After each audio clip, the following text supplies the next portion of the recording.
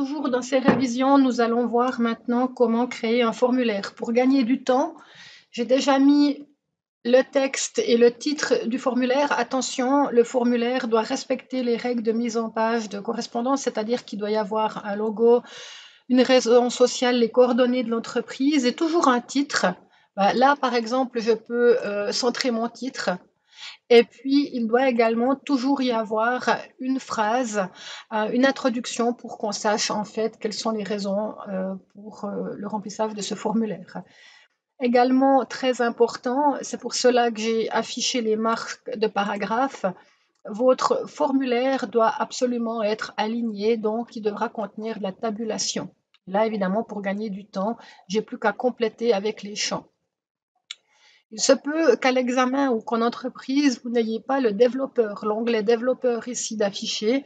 Donc pour ce faire, il vous suffit de venir ici dans l'accès rapide.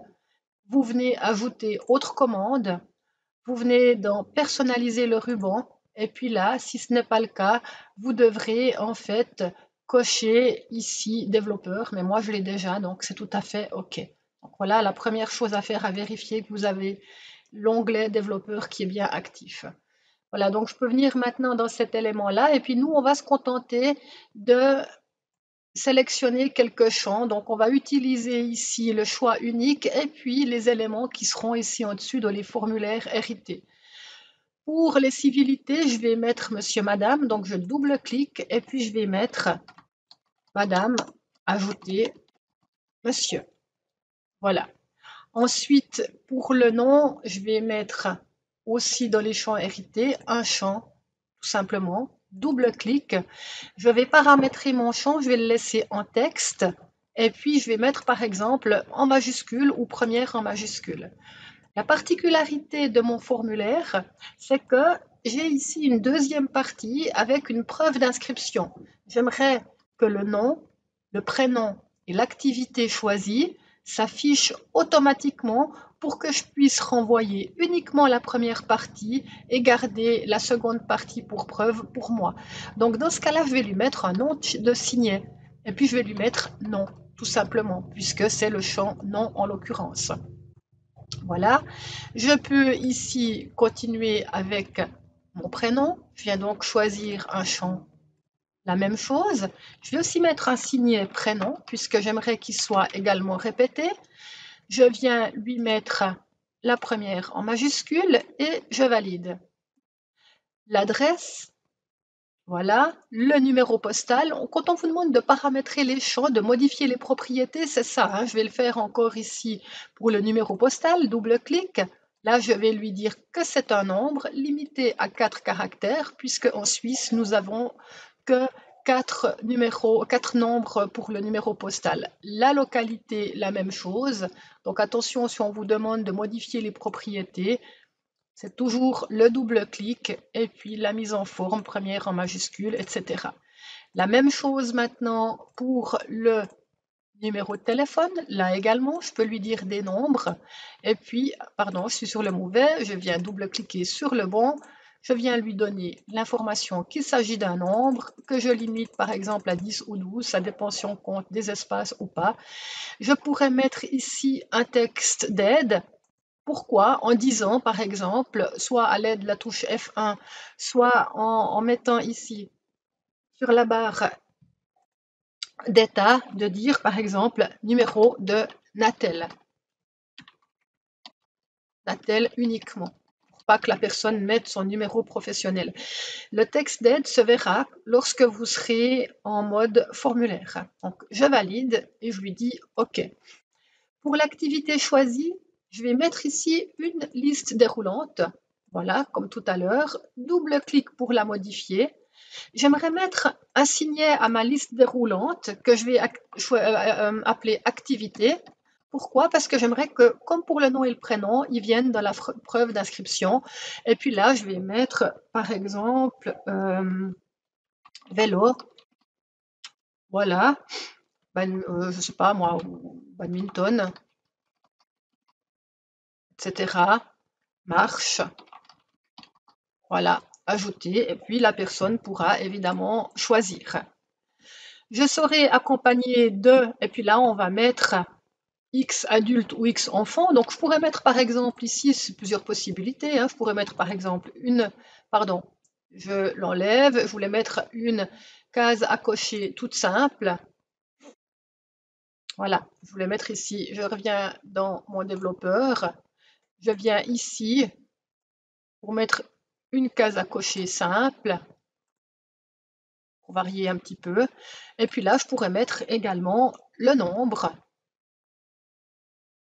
d'adultes, enfants, adultes, etc. Et puis je pourrais mettre ici, par l'onglet développeur, le nombre.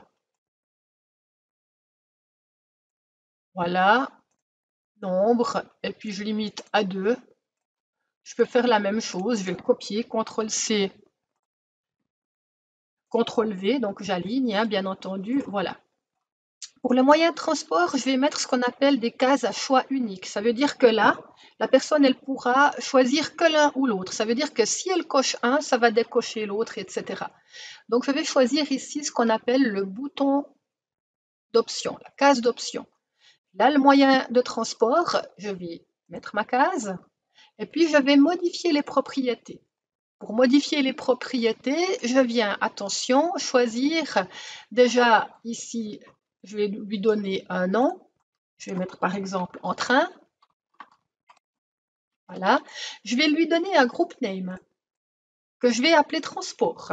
Pourquoi? Parce qu'en fait, pour chaque groupe de questions, il faut qu'il y ait un nom. C'est-à-dire que si j'ai plusieurs réponses ici pour mon moyen de transport, il faudra qu'elles aient toutes le même group name. Transport, par contre, le caption, c'est-à-dire le nom du bouton, sera différent. Et ce que je vais vérifier également, ce sera aussi évidemment la police et la taille pour avoir la même police que dans mon document. Ouais, c'est pas très grave, là je suis ressortie. Je reviens dans mon formulaire, voilà, et puis du coup j'ai mon premier bouton. Là, pas besoin d'être aussi grand. Et puis, je peux maintenant compléter. Je vais ici copier ce bouton pour gagner du temps et puis je le recopie. Voilà, CTRL-V. Puis, au lieu de en train, je viens mettre ici, par exemple, en voiture. Voilà, et puis la modification se fera automatiquement. Ben, j'étais, autant pour moi, hein, j'étais sur le mauvais. C'est pas grave, je remets ici en train. Voilà. Et puis, je viens sur le second sélectionner cette fois correctement, puis je lui mets en voiture. Voilà.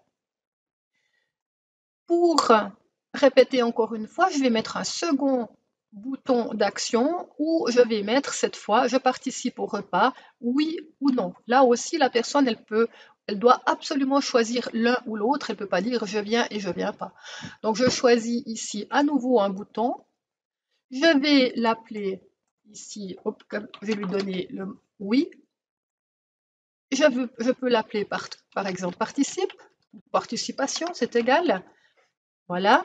Je peux maintenant CTRL-C, CTRL-V, copier mon bouton, et puis je n'aurai plus qu'à maintenant modifier ici et mettre non. Pour les remarques, j'aimerais que la personne puisse écrire librement, c'est-à-dire que je vais mettre ce qu'on appelle un saut de section continue. Pourquoi je vais mettre un saut de section continue? Pour que la personne, elle puisse en fait, voilà, je vais refermer ça, pour que la personne, elle puisse écrire que à l'intersection, c'est-à-dire à l'endroit ici entre les deux sections. Donc, je vais rajouter encore une fois un saut de section continue. Voilà, un retour à la ligne. Ici, pour gagner de la place, je peux enlever mes retours à la ligne, voilà, pour garder mon document sur 2 pages. Je me réjouis de participer. Là, j'aimerais mettre une autre forme de bouton, encore une fois, pour voir différents types de boutons. Et puis là, dans les propriétés, je peux, par exemple, modifier mon bouton, puis lui dire, j'aimerais, par exemple, un smiley, pour lui dire, je me réjouis, d'accord, pour le premier. Puis je pourrais mettre un autre smiley, neutre, ou alors je ne me réjouis pas, voilà, pour que la personne elle puisse choisir le type de smiley qu'elle aimerait. Voilà. Il me reste maintenant à mettre encore la date. Attention, j'aimerais mettre la date du jour. Donc, je viens ici dans mes formulaires hérités, je double-clique et puis je lui dis attention, j'aimerais mettre la date du jour. Et là également, je peux choisir mon format, si je veux un jour complet ou raccourci, et je valide. Maintenant, on va voir comment ce qu'on peut faire pour ajouter automatiquement ici le nom, le prénom et l'activité choisie. On a vu tout à l'heure que dans le paramétrage des champs, on a mis des noms. Donc pour activer ces éléments, il suffira de venir dans Champs. Je viens maintenant choisir le champ Référence. Voilà, et je choisis celui que je souhaite mettre. Là, en l'occurrence, ce sera le nom pour le premier. Ensuite, la même chose. J'aimerais mettre le prénom pour le suivant. Et en dernier lieu, j'aimerais mettre ici le champ.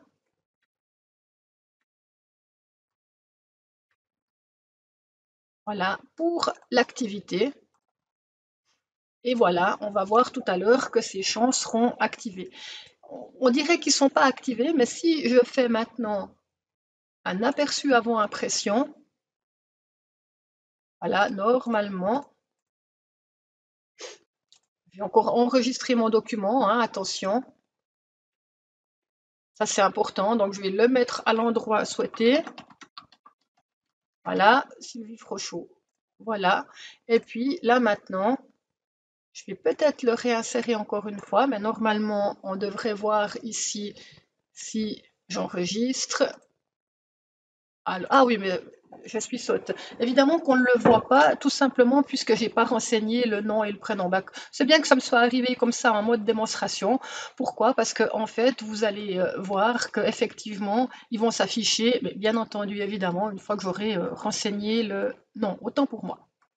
Donc là maintenant, j'ai déjà enregistré mon document correctement. Il me reste une chose importante à faire. Je vais maintenant devoir protéger mon formulaire. Pourquoi? Parce qu'évidemment, je n'aimerais pas que la personne puisse venir ficher en l'air mon document et écrire n'importe où. Donc pour ce faire, je vais venir ici dans restreindre la modification.